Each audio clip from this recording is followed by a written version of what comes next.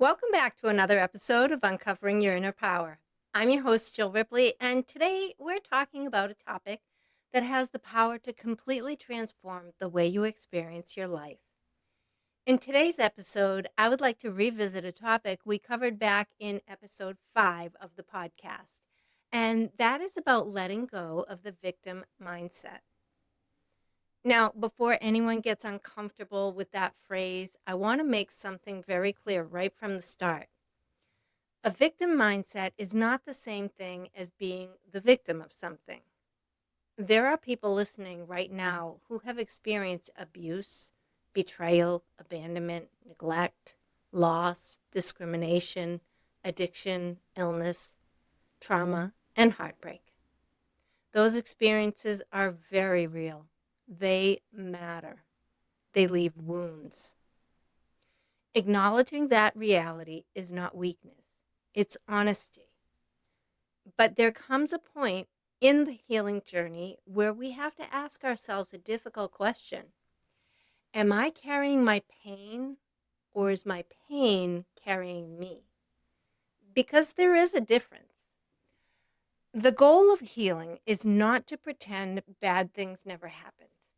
The goal is to prevent those experiences from becoming the permanent lens through which we see ourselves, the world around us, and our future. Today, I want to explore how we can honor our wounds without becoming trapped inside them.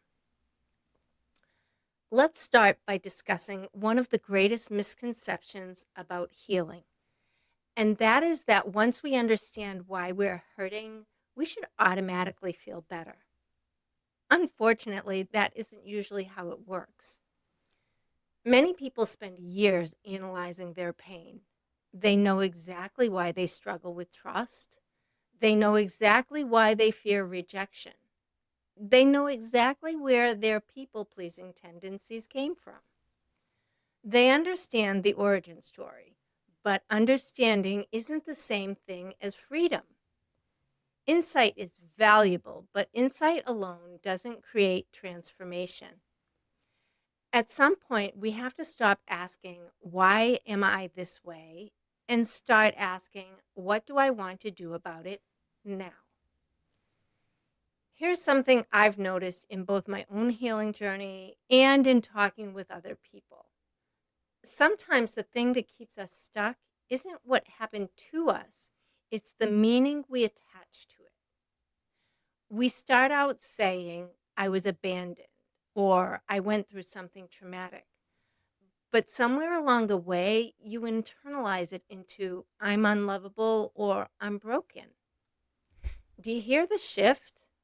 One is describing an event, the other is describing an identity. And while painful experiences absolutely shape us, they don't have to define us. Healing often begins when we realize that what happened to us is not the same thing as who we are. Identities become the story we tell ourselves about who we are. And if we're not careful, we can spend years defending identities that were built during our darkest moments. I know this because I've walked that path myself. For a long time, I viewed much of my life through the lens of what happened to me. And honestly, that's understandable. When you've been hurt, it's natural to try to make sense of it all.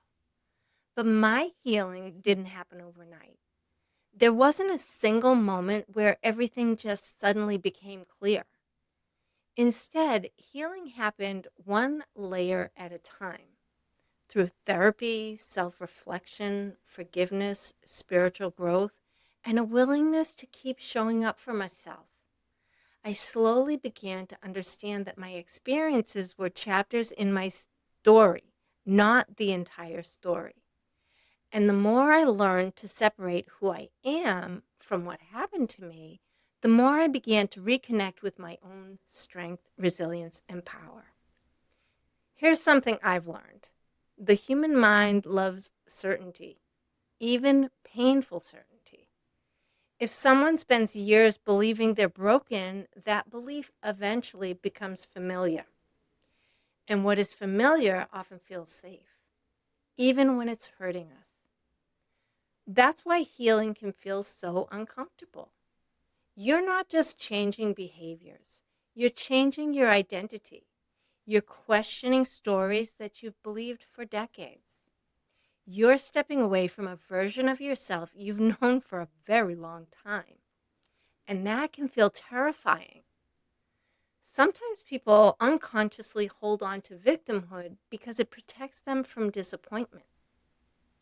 Think about it. If I believe nothing will ever work out for me, then I never have to risk trying.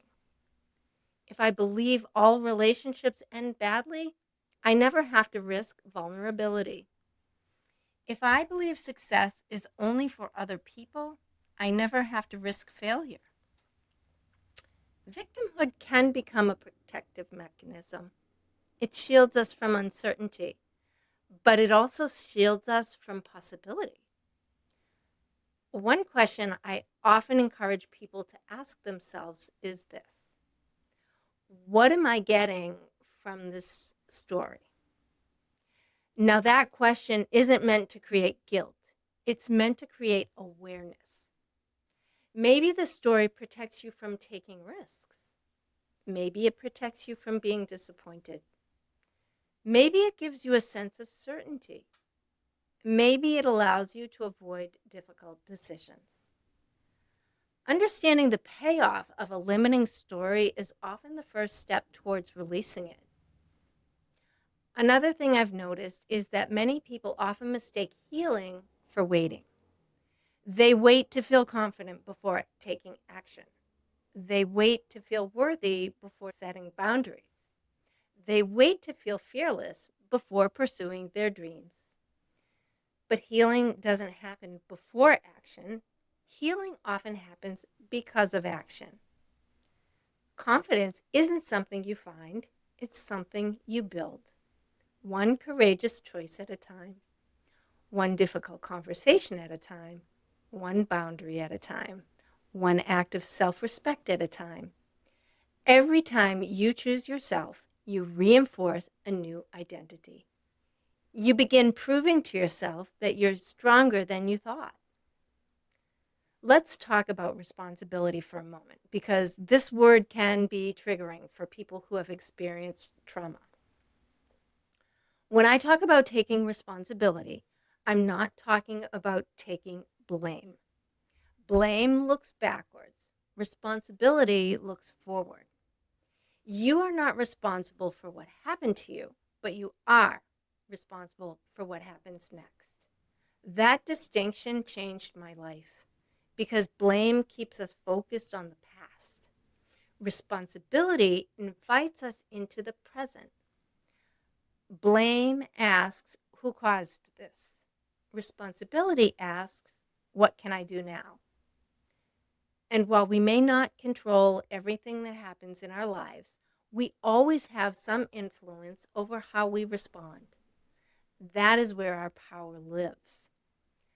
Another trap people fall into is comparing their healing journey to someone else's. Maybe you've heard someone say, you should be over it by now. Or perhaps you've said that to yourself. Healing doesn't operate on a schedule. There's no finish line. There's no universal timeline. No gold star for getting there first.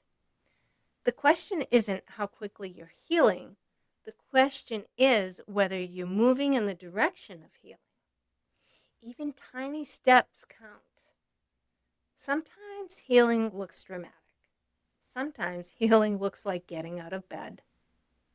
Sometimes healing looks like drinking water, taking a walk, and deciding not to send that angry text.